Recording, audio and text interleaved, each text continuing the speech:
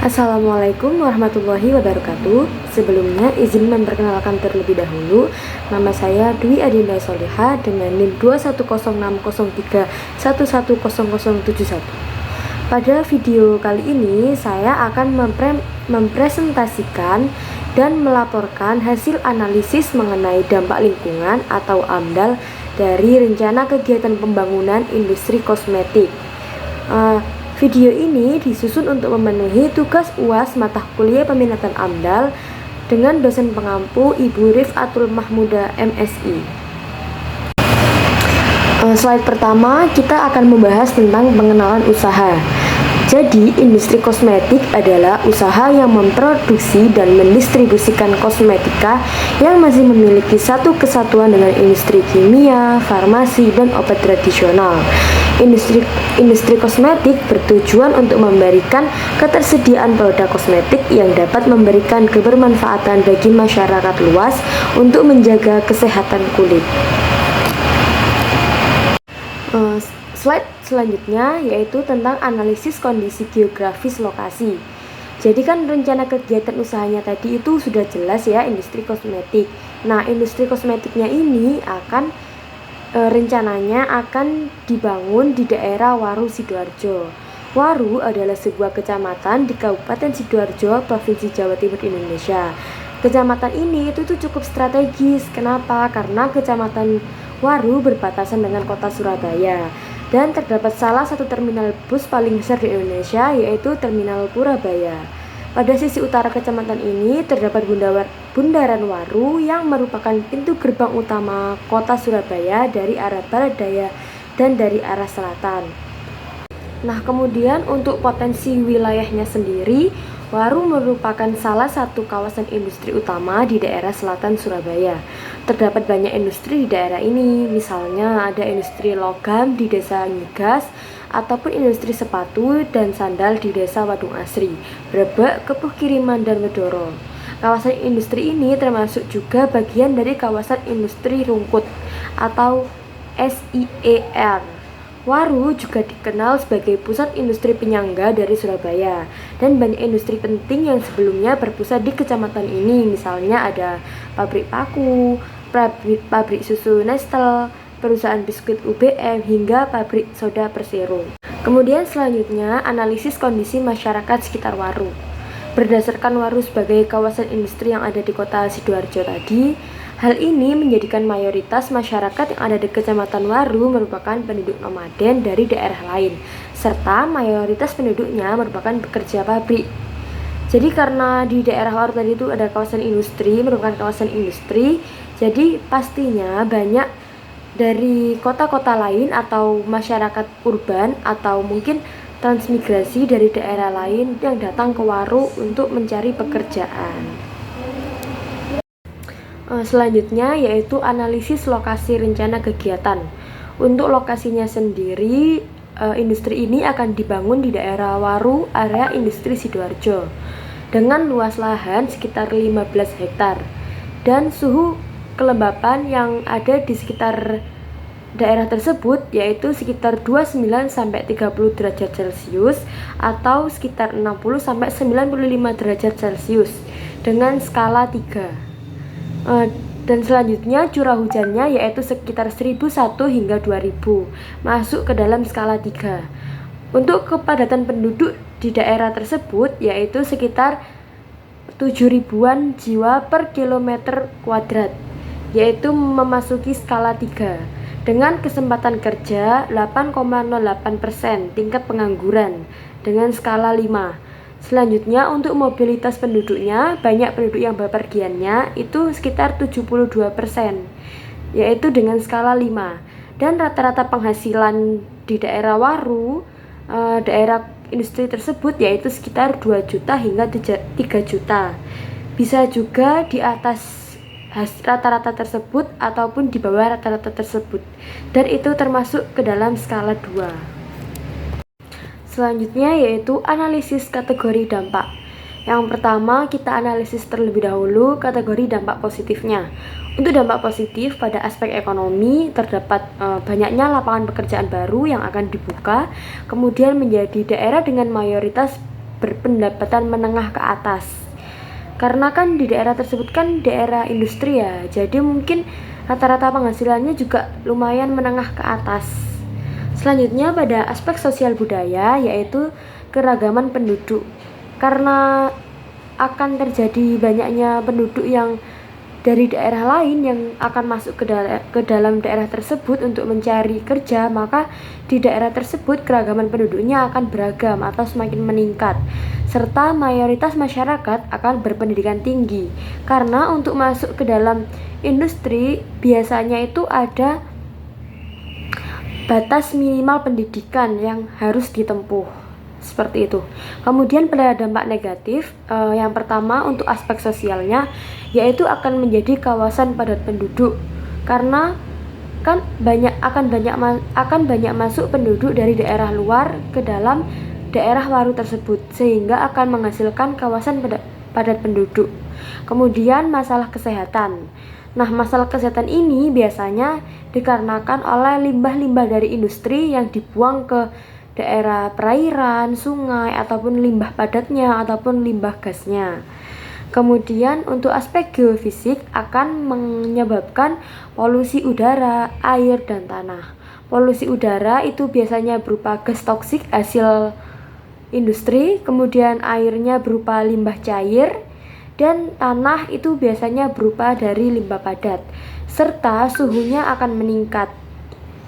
Karena semakin padat suatu daerah, maka suhu di daerah tersebut akan suatu meningkat atau wilayah tersebut akan semakin panas. Kemudian untuk aspek biotiknya, yaitu flora dan fauna terganggu atau hilangnya vegetasi flora dan fauna tertentu pada daerah tersebut. Ketika suatu wilayah itu dialihfungsikan lahan, maka biasanya flora dan fauna di daerah tersebut juga akan menghilang ataupun akan berpindah tempat. Kemudian yaitu untuk menganalisis dampak limbahnya. Limbah yang akan dikeluarkan yang pertama pastinya ada limbah cair sisa industri. Nah, untuk limbah cair sisa industri ini kita mengikuti aturan tolak ukur dampak dari SK Men LH nomor 51 tahun 1995 tentang baku mutu limbah cair industri. Nah, selanjutnya untuk limbah padat industri tolak ukur dampaknya yaitu dari SK Men LH nomor 50 tahun 1995 tentang baku mutu tingkat kebauan lingkungan pabrik yang bersih, tidak berbau, tidak ada limbah, B3, sampah tertata rapi. Kemudian untuk limbah B3 sisa industri tadi itu pastinya akan ada pengolahan sendiri oleh pakar yang sudah ahli ataupun oleh masyarakat ahli. Nah, untuk limbah cairnya biasanya itu digunakan pengolahan IPAL. Jadi menjadi satu kesatuan dengan industri-industri lain, yaitu untuk pengolahan IPAL. Nah, untuk limbah padat itu jika ada yang bisa didaur ulang maka akan didaur ulang, dan jika yang tidak bisa didaur ulang maka akan dipilah-pilah kembali termasuk bahan berbahaya atau tidak. Selanjutnya yaitu analisis tentang wajib AMDAL atau tidak usaha tersebut. Jadi berdasarkan keputusan Menek LH nomor 24 tahun 2021 tentang kegiatan yang wajib dilengkapi dengan analisis mengenai dampak lingkungan untuk kegiatan industri yang tidak termasuk dalam tabel angka 1 hingga 7 dengan pertimbangan luas areal kota metropolitan sebesar lebih dari sama dengan 5 hektar dan kota besar sebesar lebih dari sama dengan 10 hektar, kota sedang yaitu sekitar lebih besar sama dengan 15 hektar, dan kota kecil sebesar lebih dari sama dengan 20 hektar, dan untuk rural atau pedesaan sebesar lebih dari sama dengan 30 hektar. Besaran untuk masing-masing tipologi kota diperhitungkan berdasarkan tingkat pembebasan lahan, daya dukung lahan seperti daya dukung tanah, kapasitas resapan air tanah, tingkat kepadatan bangunan per hektar, dan lain-lainnya. Serta umumnya dampak yang ditimbulkan berupa bangkitan lalu lintas, konflik sosial, dan penurunan kualitas lingkungan. Berdasarkan hal tersebut, untuk rencana kegiatan pembangunan industri kosmetik yang berada di daerah Waru Sidoarjo dengan luas lahan 15 hektar dinyatakan wajib AMDAL karena sesuai dengan pertimbangan daerah Waru Sidoarjo termasuk kota sedang dengan luas minimum wajib amdalnya yaitu sebesar lebih dari sama dengan 15 hektar dan dengan pertimbangan-pertimbangan lain yang telah berlaku. Nah, selanjutnya untuk tahapan-tahapan kegiatan pembangunan yang akan dilaksanakan. Yang pertama, untuk tahapan prakonstruksi, yang pertama ada tahap izin dan pembebasan lahan. Kemudian ada tahap sosialisasi kegiatan. Selanjutnya survei lokasi dan tolak ukur dampak. Kemudian yang terakhir ada pengadaan dan pembebasan lahan.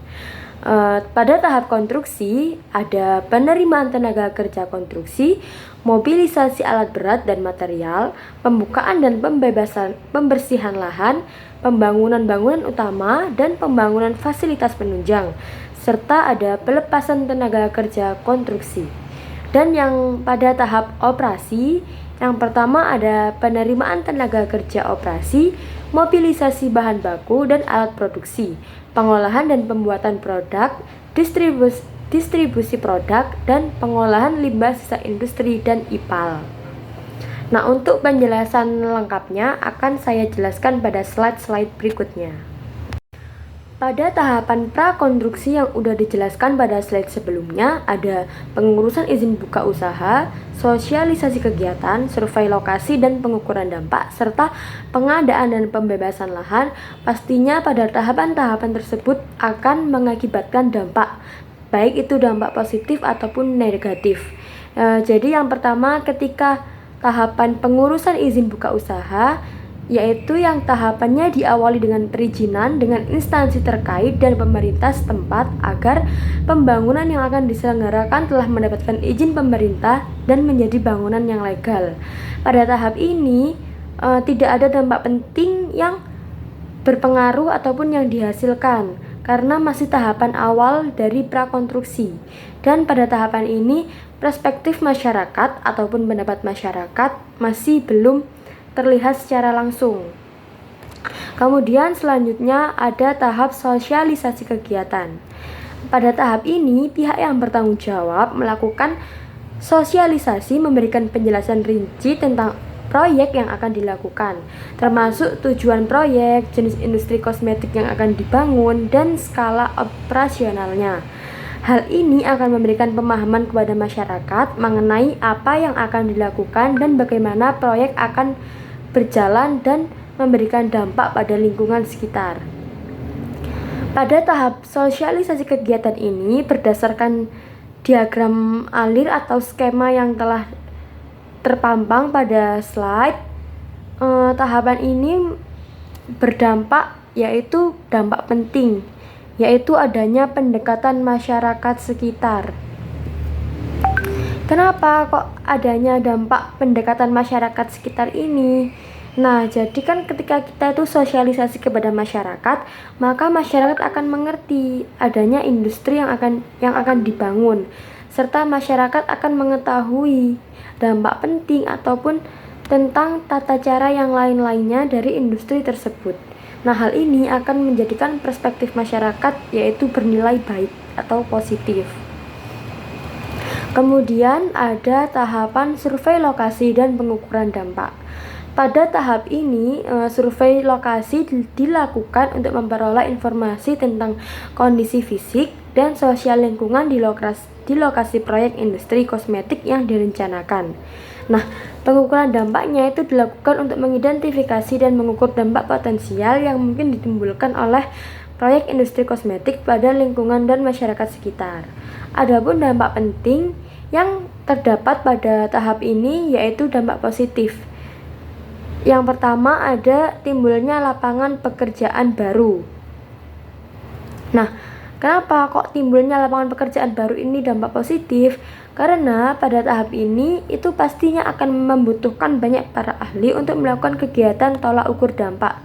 Hal ini dapat pula menaikkan perekonomian masyarakat karena pastinya akan ada lapangan pekerjaan baru ya, atau lowongan pekerjaan baru untuk posisi tersebut. Kemudian ada dampak yaitu dapat mengetahui polusi yang akan dihasilkan dan komponen-komponen yang terkena dampak berdasarkan hasil survei lokasi dan pengukuran yang telah dilakukan. Nah, dua dampak penting ini itu pastinya akan mendapatkan perspektif masyarakat yang baik, karena dampak yang dihasilkan yaitu dampak positif atau dampak yang baik-baik. Selanjutnya, tahapan terakhir pada prakonstruksi yaitu pengadaan dan pembebasan lahan. Tahapan ini melibatkan proses hukum dan administrasi untuk memperoleh hak atas lahan yang akan digunakan untuk proyek industri kosmetik yang direncanakan. Nah, pembebasan lahan pada tahapan prakonstruksi dalam dokumen AMDAL penting untuk memastikan bahwa lahan yang diperlukan untuk proyek industri kosmetik telah diakuisisi secara legal dan sesuai dengan peraturan yang berlaku. Proses pembebasan lahan juga harus memperhatikan aspek keadilan, kesejahteraan masyarakat, dan upaya mitigasi terhadap dampak sosial dan ekonomi yang mungkin terjadi. Nah, adapun dampak yang dihasilkan merupakan dampak positif, yaitu dampak perubahan kepemilikan lahan. Nah, karena ketika kita sudah mengetahui tentang perubahan kepemilikan lahan, maka tentang izin usaha tersebut yaitu telah legal atau izinnya sudah jelas tentang pembangunan tersebut. Nah, ketika pembangunan tersebut sudah jelas dan izinnya sudah legal, maka rata-rata perspektif masyarakat akan baik akan hal ini. Kemudian pada tahap konstruksi, yang pertama tadi ada penerimaan tenaga kerja konstruksi. Jadi penerimaan tenaga kerja konstruksi yaitu perusahaan atau pengelola kegiatan mempertimbangkan aspek ketenaga kerjaan dan pembukaan lowongan pekerjaan. Pada tahap ini dampak yang terjadi merupakan dampak positif karena terdapat pembukaan lowongan pekerjaan sebagai pekerja konstruksi untuk masyarakat sekitar. Hal tersebut mendapatkan perspektif baik dari masyarakat. Nah, ketika terdapat pembukaan lowongan pekerjaan, maka hal tersebut juga akan meningkatkan pendapatan masyarakat sekitar tersebut. Yang kedua ada mobilisasi alat berat dan material. Pada tahap ini, alat berat dan material yang diperlukan untuk proyek konstruksi akan dipindahkan atau disiapkan di lokasi kegiatan. Nah, pada tahap ini, dampak yang ditimbulkan merupakan dampak negatif karena hal tersebut mengakibatkan kemacetan lalu lintas dari banyaknya angkutan-angkutan atau mobilitas pembawa material dan alat berat. Kemudian terjadi penurunan permukaan tanah karena angkutan berat tersebut dapat membuat jalan yang dilaluinya menjadi tidak merata. Kemudian yang terakhir yaitu terjadi penurunan kualitas udara dan peningkatan kebisingan dari gas hasil pembakaran mesin angkutan berat dan suara-suara yang dihasilkan.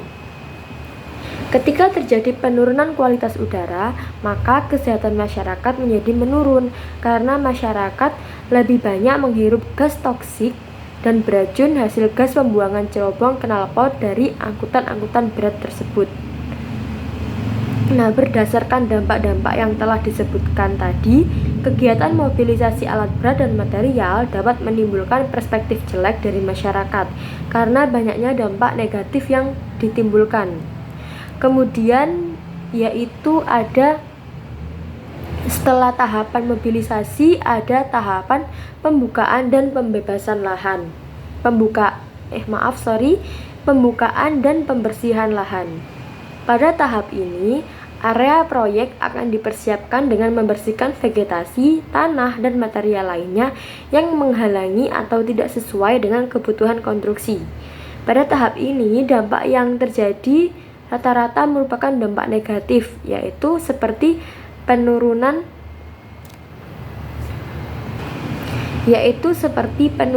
kualitas udara dan peningkatan kebisingan.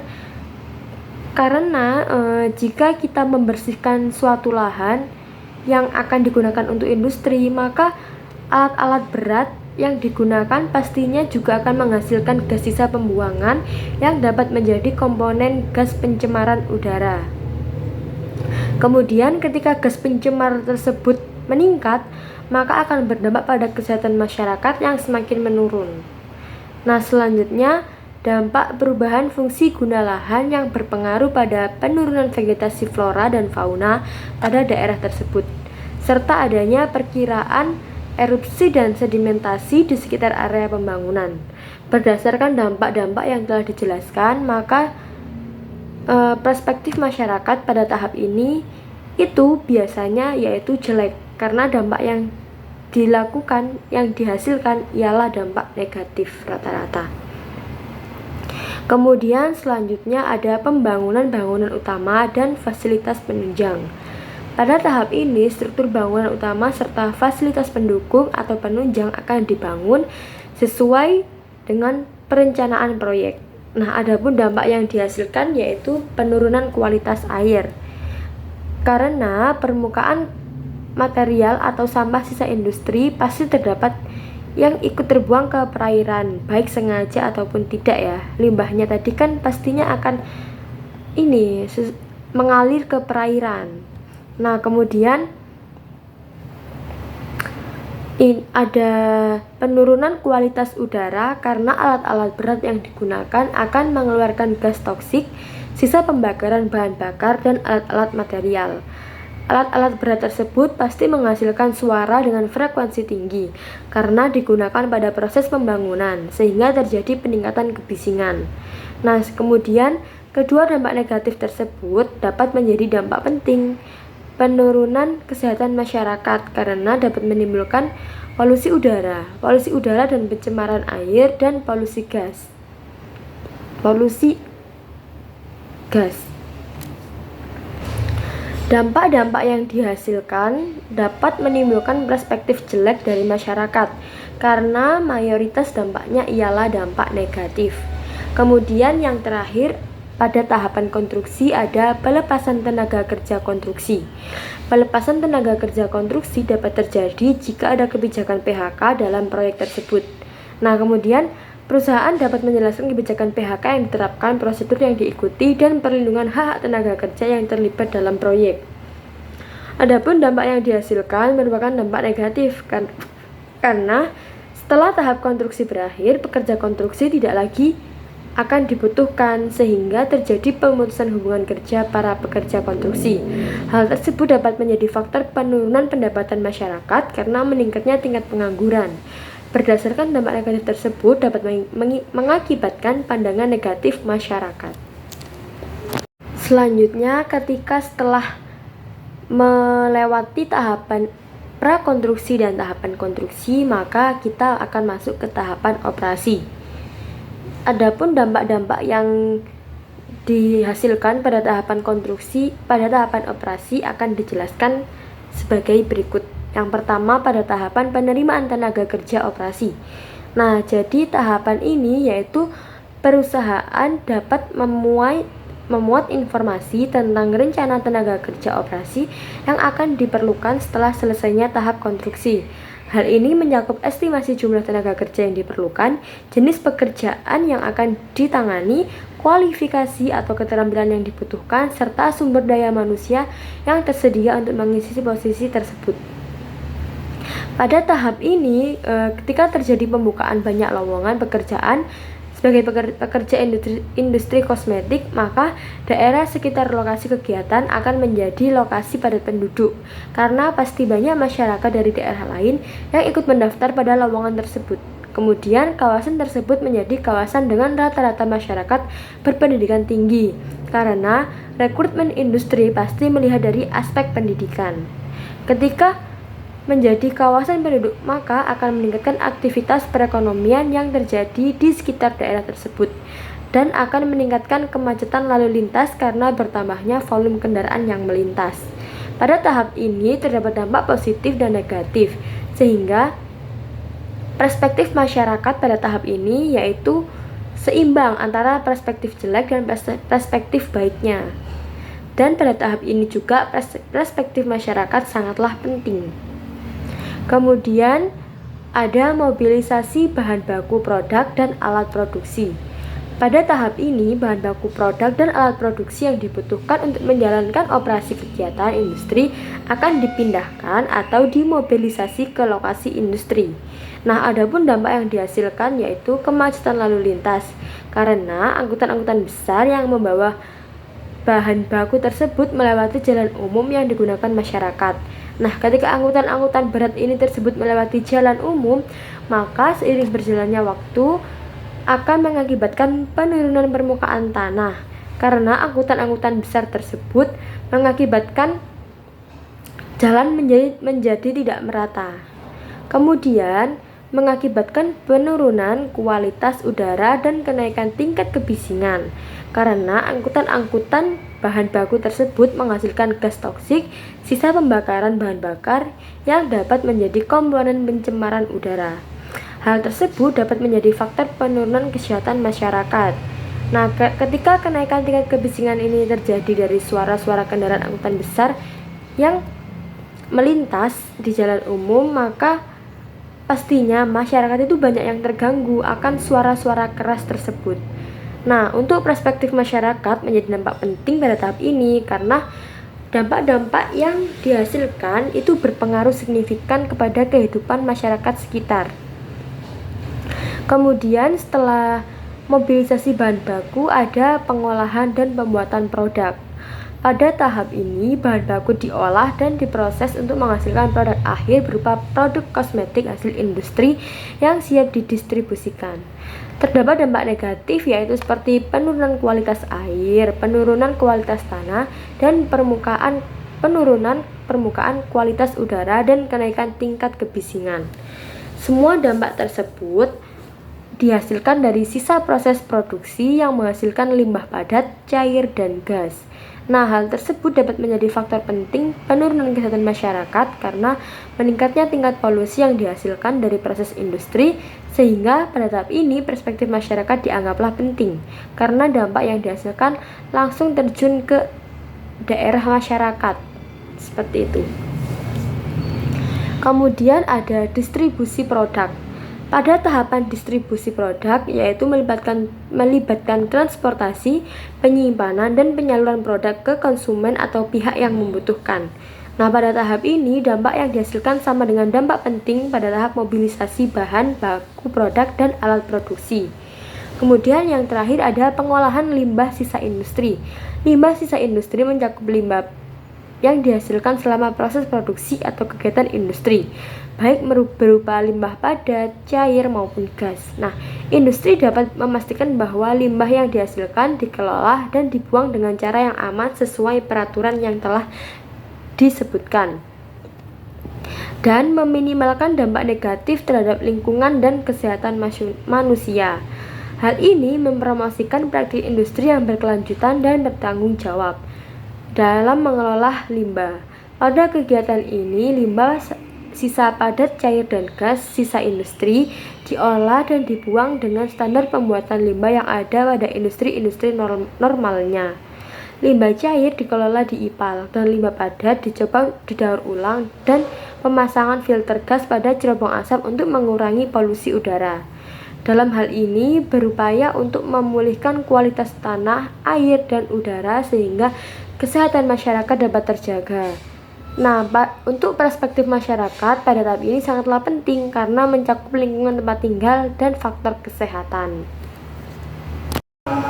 Nah, kemudian setelah penjelasan-penjelasan tersebut dari tahap konstruksi, prakonstruksi, operasi, maka sekian presentasi yang telah saya berikan. Mohon maaf jika banyak salah dan kekurangan karena saya juga masih dalam proses pembelajaran. Sekian, wassalamualaikum warahmatullahi wabarakatuh.